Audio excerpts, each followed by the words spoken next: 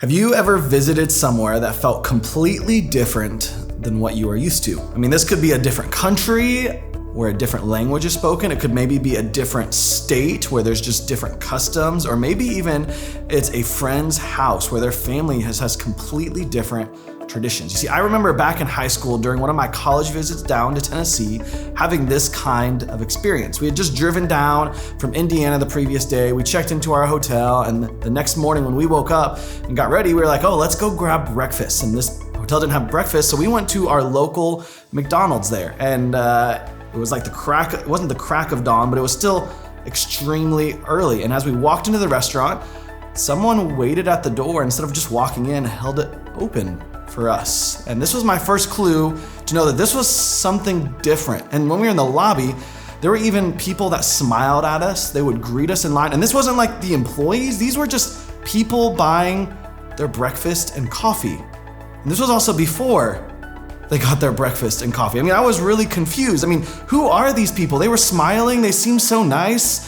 I thought the Hoosier State was known for Hoosier hospitality, but the South was putting it to shame. And it was confusing and disorienting for me to realize that Tennessee was way different than Indiana. And it was probably one of my first instances of realizing that there are different cultures even within the United States. And I'm guessing that your experience with a different culture was probably similar. These types of experiences are actually important for us to realize that not all people are the same, especially people who may have had a different background than us. And if you're interested in serving in student ministry, you're probably also noticing that age and generation can make and have a huge difference as well. And so it's because of these differences that we think it's important for us to take a few minutes to help us better understand the group of students that we are ministering to and through first. In a lot of ways, it's important for us to pause and begin to think and act like a missionary. This is actually one of our 15 commandments as a mountain staff team. And I think it's super applicable to us, the students team, as we look to serve our students, because here's the deal.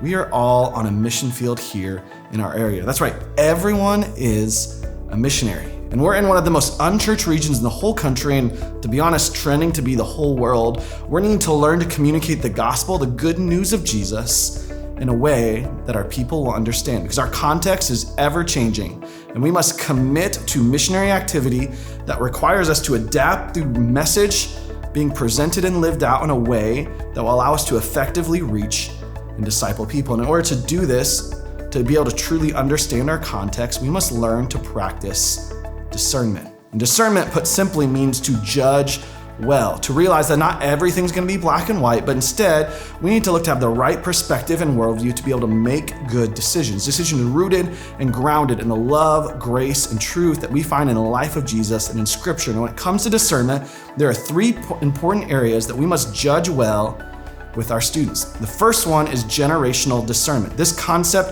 of generations is probably foreign maybe to some of you, but we have found that while humans are more the same than different throughout history, each generation often has some unique desires, unique struggles to them that they come from and they grow up in their different contexts or different time period. At the time of us recording this, the 2023-2024 school year, Mountain Students is made up of two generations. There's Gen Z and Gen Alpha. Gen Z at the moment is our high school students. They're being identified often as being born from the years of 1995 to 2010.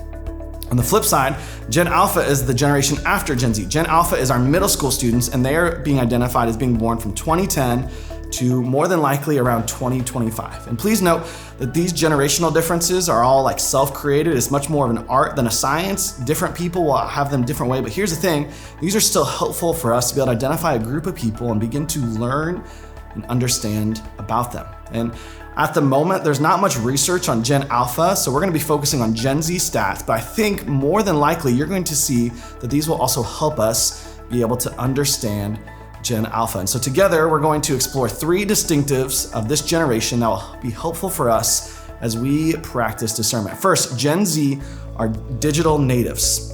This means that they've grown up in a world that they always knew personal devices and the internet. They didn't know a time without smartphones or being able to access the internet just on a whim. This is important to know because Gen Z will have a different relationship with their devices than those of us who remember a time where the internet was not a thing. Their screen time also will show this because studies show that teens spend 7.22 hours a day, over 7 hours a day on entertainment screen media, not including their work or their school.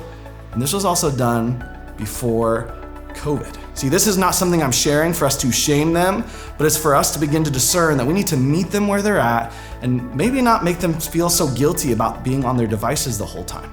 The second is that they are more diverse. Gen Z is the most diverse generation ever. And you can see on the chart beside me that this trend is only continuing to grow. This means that Gen Alpha will probably be even more diverse than Gen Z. It's important for us to recognize that Gen Z is a cultural melting pot, and gone are the days, if they ever were, where we're gonna have this unicultural system. You see, multicultural is here to stay. And the third distinctive of Gen Z is that they know more and are more aware of their mental health and also about trauma.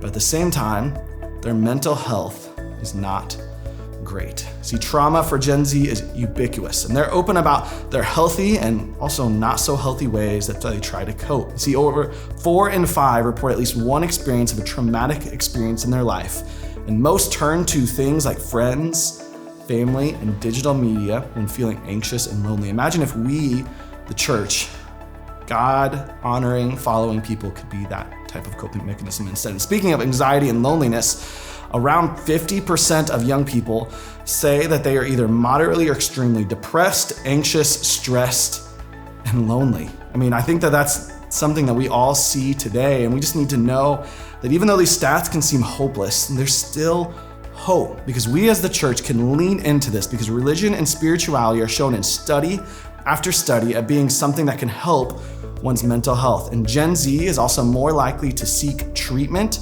or seek help, which is going to be huge for us to be able to begin to combat this. You see, there's a ton more that we could talk about regarding social justice or sexuality when it comes to Gen Z, but here's the thing, we need to practice generational discernment. In addition to that, we also need to practice age or phase discernment, because there's a lot of distinctives, not only based off of generation, but also based on the phase that someone is in. And so we're gonna look briefly at the differences between middle school and high school. And if you wanna find out more, there's 2 phase summaries linked below that'll help you understand middle schoolers and high schoolers better, because middle schoolers think like an engineer. They wanna be able to put together pieces, almost think of like Legos, and being able to put them and stack them together and then take them apart and then put them back together. They need to be affirmed. You need to affirm their personal journey. I've never met an over-affirmed middle schooler. And their biggest motivation besides love is being able to be accepted. You're gonna see that they're very relational creatures in that way. High schoolers, on the other hand, think like philosophers. They wanna debate. They wanna be able to dissect things and be able to talk about things together. They think through processing.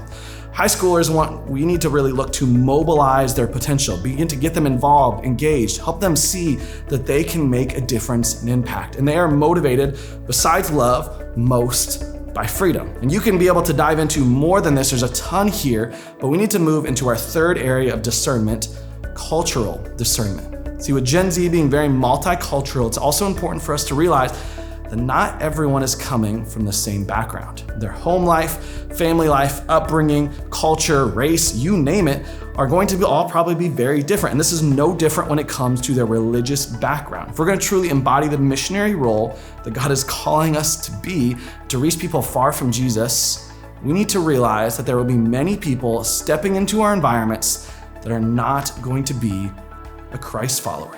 They will not have a Christian moral ethic, nor will they probably have a basic Bible understanding. They won't know some of the basic Bible stories. Because of this isn't something that we need to kind of lean away. We need to choose to lean in and realize that we cannot expect someone who knows nothing about Jesus to act like Jesus. Instead, we need to create a community where students can first belong. Then after they belong, they can learn to believe in who Jesus is. And finally, once they believe in Jesus, we can begin the conversation around beginning to behave like Jesus. Belong, believe, behave. It can't be the other way around. Now with this, please don't hear me say that we can't set boundaries or create standards around basic stuff like not stealing, being mean, all those types of things, because that's not what I'm trying to say.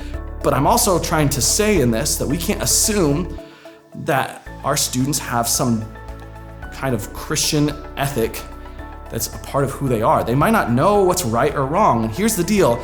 Every interaction in this, we have an opportunity to show them Jesus in a little bit more of a clear way. Every conversation is an opportunity for discipleship.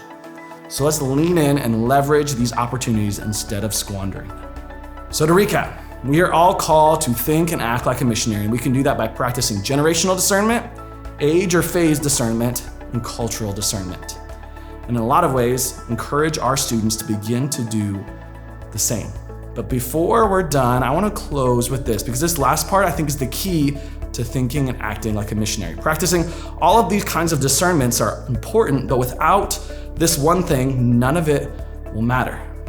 Because students won't care about what you know until they know you care about them. See, love and caring for students is what matters most than being able to be a great discerner, to be able to know all the things, to be an expert. It doesn't matter how much you know, they need to know that you care. And the stats back it up. 79% of young people said they would listen to adults in their life if they know that they care about them. And 65%, here's what's crazy to me, of young people said that a person's expertise does not matter. They don't care about me. It doesn't matter if we're gonna be an experts of them. We need to know that we love them. And it's not just the stats. There are also countless stories that prove this throughout our ministry. People will often forget the sermon series, the kind of trips that we go on, the environments that we have throughout their time in student ministry, but they will rarely forget the people that care deeply about them. It was just this last week that I heard from a student who was one of our star students who got what it took to follow Jesus. It was in the midst of this crisis, the COVID-19 pandemic, that she began to feel lost. And it was because someone on our students team reached out and demonstrated that they cared, that they were able to get out of their spiral. Let us be those people who care deeply, practice discernment, and think and act like missionaries. And like my friend says, let's look to leave people more loved than where we found them.